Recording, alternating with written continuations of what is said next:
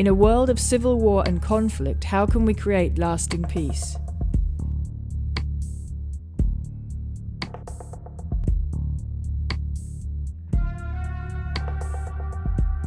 To find the answer, we will journey to Bougainville Island, the centre of the Pacific's worst civil war.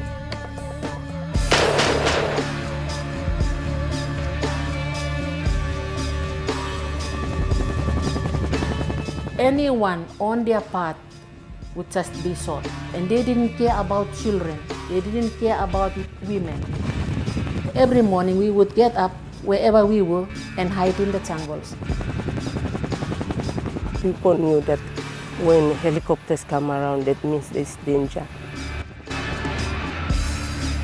It is the bloodiest war. Brother against brother, father against son, mother against daughter. We thank them for not cutting off his face. He was tied on his neck with a rope and dragged behind a vehicle until he died. The war began over the destruction of the environment caused by the world's largest copper mine and resulting lack of fair compensation offered to landowners. We'd watched the devastation and the loss of life that occurred in Bougainville, upwards of 20,000 people who died when infrastructure and society broke down. Frankly, it was an eye-opener. It was a shock. It was devastating. And I thought, this can't go on like this.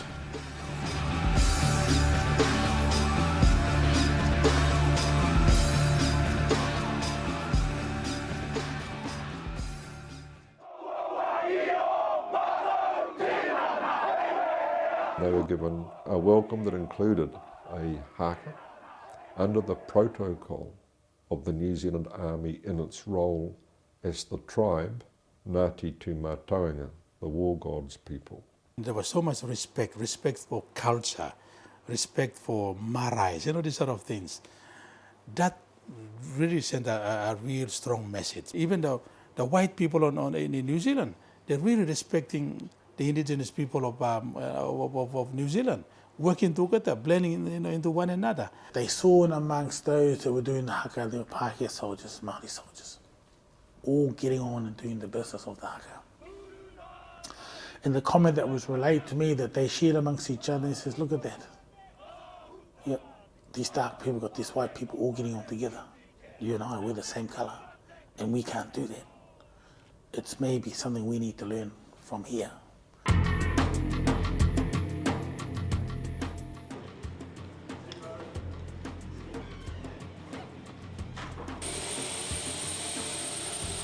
The Maori concert group and a good shipment of guitars are going to be the main weapons in our arsenal. Who, as a commander, would say to his contingent, we're taking guitars and not rifles? Who in their right mind would put that up there? You've really got to be thinking, I should be in the funny farm. I was conscious that we could fail any hour of the day. Everything we did, this could fail. Right from the start, it was made clear to the Bougainvillians that we were entrusting our people, our security to Bougainvillians, and if the process was going to work, Bougainvillians needed to be involved in ensuring the security of the truce monitoring group.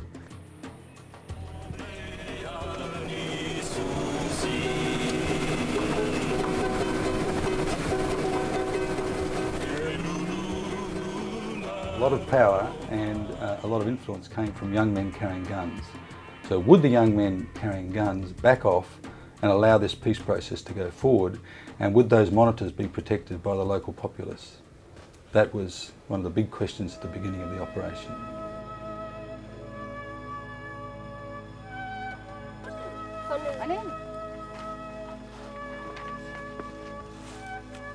The most important thing that to me that happened was bringing in people that did not have guns, because already we were scared of people with guns, no? So by doing that, it was, it helped in a way. Yeah. Morning now. Morning. Name belong to John? Dominic? Michael?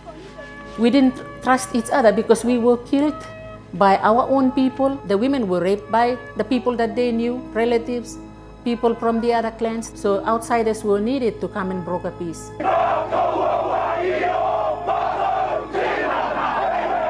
Whack, it connects. It connects.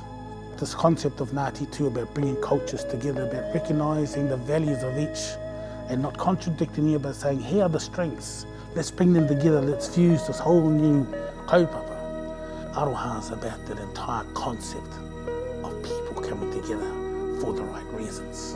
It incorporates things like charity, incorporates things like humility, incorporates things like concepts of love, giving and forgiving, all into this arena called aroha. Tētahi ki tētahi, aroha for each other. When the Truth Monitoring Group arrived, it was an opening because we could talk freely with them, and they mobilized ex-combatants, BRA-resistant fighters, women, and chiefs to come and talk about what was happening. The women were the key, I think, and it was just the means of working through to get to the women without offending or detracting, I suppose, from the war the men had fought. And at one point I remember saying to General Burks, would you find every woman Maori soldier you can find and get them up there to the Truth Monitoring Group, because they are just so fantastically good. Women everywhere spoke the same language and they wanted the same thing. We wanted peace and stability for our children. We wanted guns to be laid down. We wanted disposal of arms. We wanted our sons, husbands who were in the jungle to come out and talk peace. Women were the ones that were appealing to us, to the men. They said, look, please, we are now sick of running into the jungles. We are now sick of seeing our children die so young. We are so sick of not having our children educated. Please, make peace. We cannot bear this anymore. They shamed almost these men to have the courage to sign that document, which for some could have been signing their death warrant.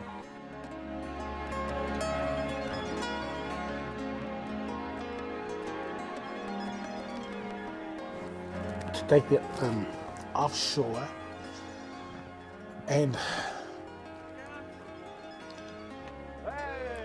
expose it in a nation that has been ravaged by war,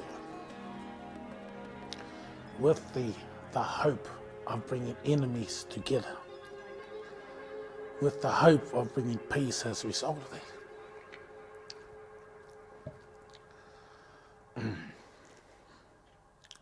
Is the ultimate test of that protocol.